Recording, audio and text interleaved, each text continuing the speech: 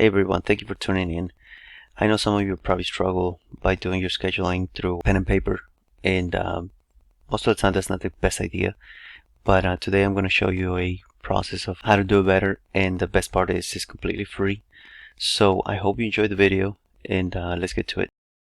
So as you can see in the image, we're looking at a paper and pen calendar, or it could be any other source of paper and pen, which is not a great idea.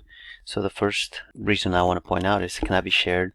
So if you think about it, when you make a pen and paper schedule, you won't be able to share it pretty quick. You're going to have to make copies and do a sync meeting so you can share it with your employees, which it takes a lot of time and a lot of effort.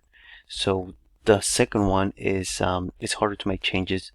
Whenever you want to make changes, you have to scribble and scratch some information out and replace it, or completely get rid of the information you have there and move it somewhere else.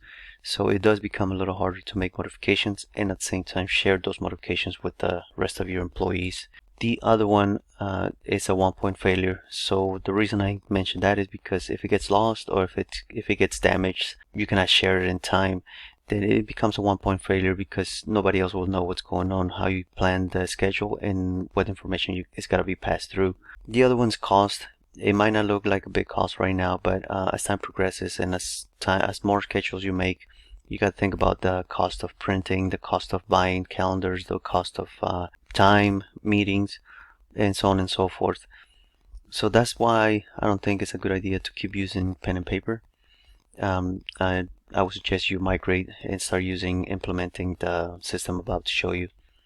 So we're going to see some of the reasons why I recommend you should use a dynamic calendar like Google Calendar, which we're going to talk about and we're going to use. The first one is dynamic. So dynamic means it can be changed, modified anywhere, however you want to modify it. It has a lot of functions you can change, and at the same token, it could be share with everybody. So not just the one time, but anytime you make changes, anytime you change time, date, information, details, whatever you need to change there is going to be shared almost immediately.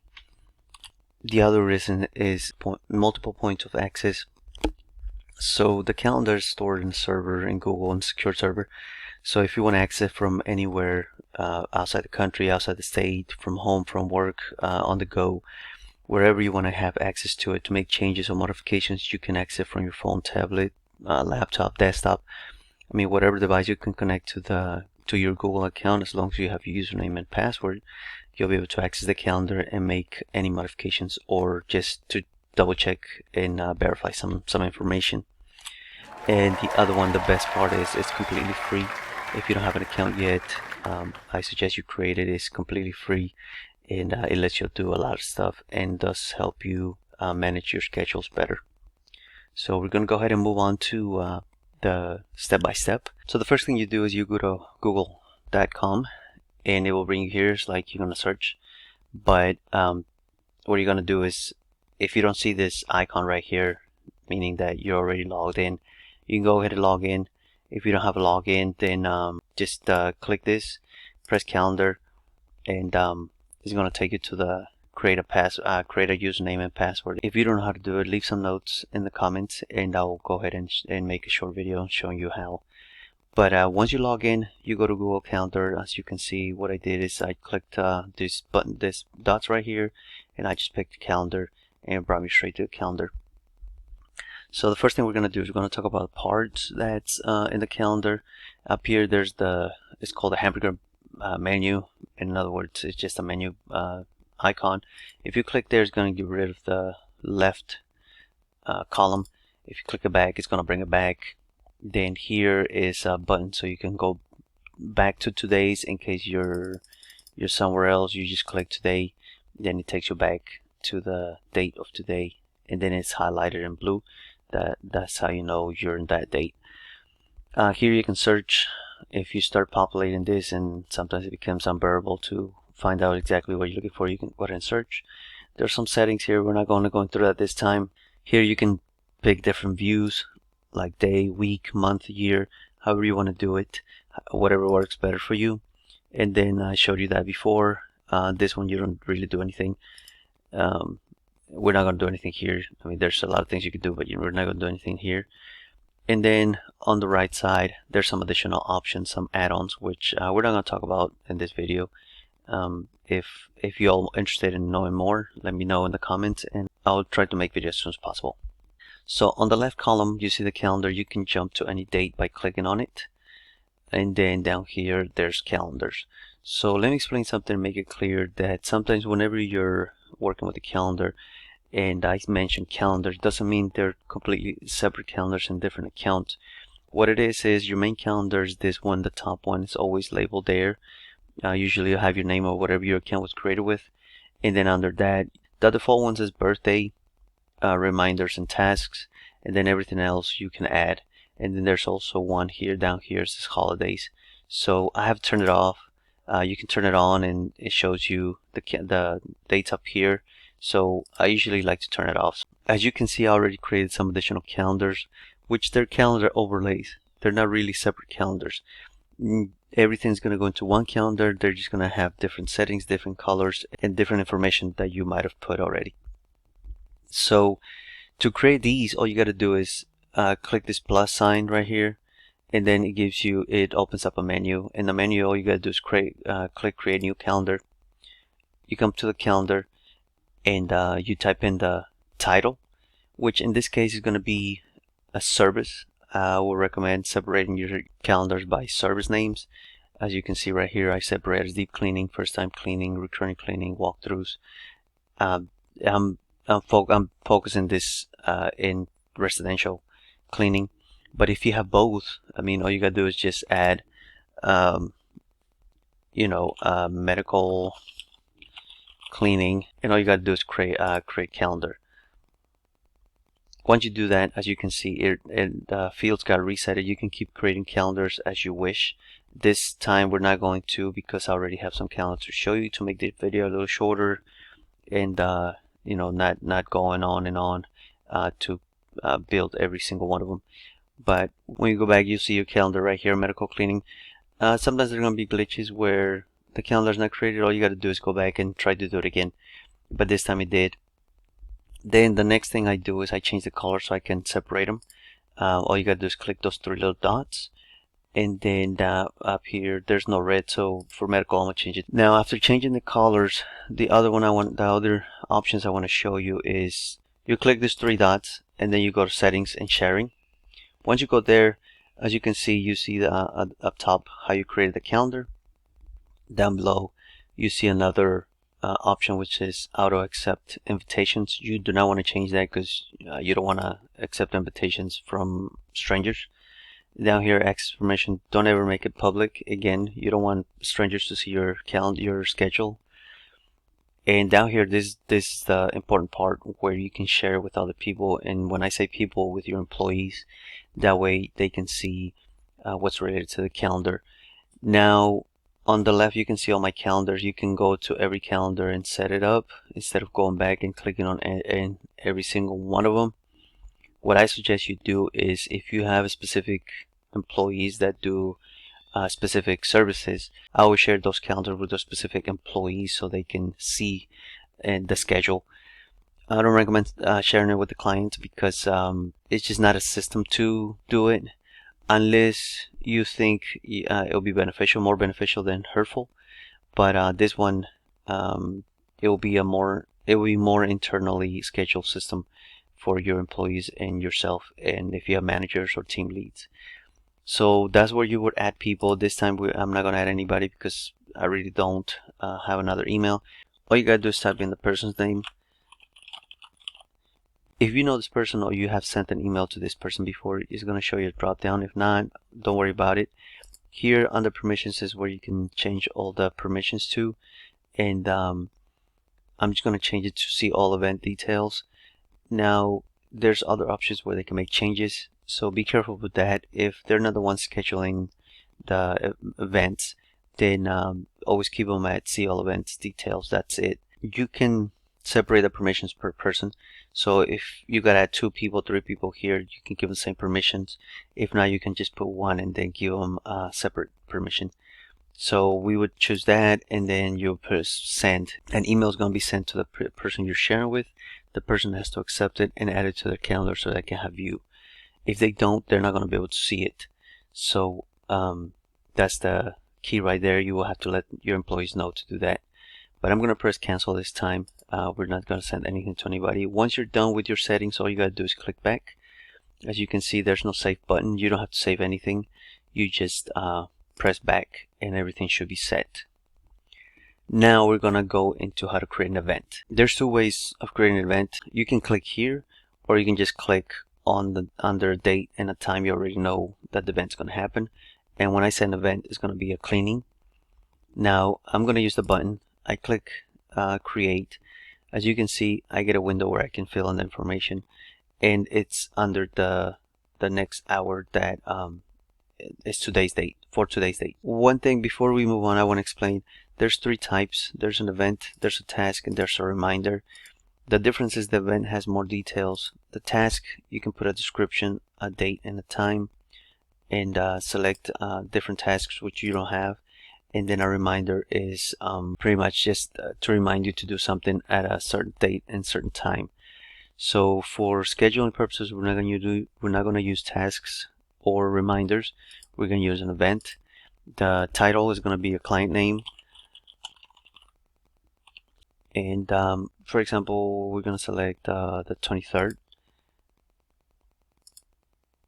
And we're going to leave it at 2:30. We say the cleaning is going to take an hour and a half. It's not going to repeat because as you can see, it's under the deep cleaning calendar. So we're going to leave it as that. It's one-time cleaning. So let's add some more time because the deep cleaning takes more than hour and a half. So you send in 3 people, 6 man hours. We'll put 2 hours. That way we know exactly how long the cleaning should be. And then the great thing about this is if you have a new employee or a guest employee, a trainee or something, you can add them as a guest. Again, please don't add your client for now until you make sure your system works fine for you and you think it's going to work for your client. But this for your employees. Maybe there's a trainee that you want them to assist that cleaning. You will add them there. And another part right here is a location. The person looking at the event can click on the location and it's going to open Google Maps and it's going to show them where it is. That's another way you can prevent people getting lost and going to the wrong location. I'm going to paste a sample address. As you can see, when I copy pasted that, it gives me 2 different ones. The first one, it gives me the Lincoln Memorial Circle Northwest and Lincoln Memorial Circle. So that gives you a chance to verify the address also. That way you're making sure that your employees don't go to the wrong location and being late to the job. So we're going to select the first one. And then the other part is where you can add your description or attachment. I suggest you add a description by copy pasting if you have it already typed up in a document or something. If not, you can fill it up. Or an attachment. I don't recommend an attachment because if you want to make changes, you got to make changes to the attachment, then delete the prior attachment, then upload it, when it could be easier as typing it in. And if you got to change a few lines, you can just go in there and change them. So we're going to click the way you add it. You click description or attachment, and when you click description, you still get an option to add an attachment if you want to, probably a picture or something.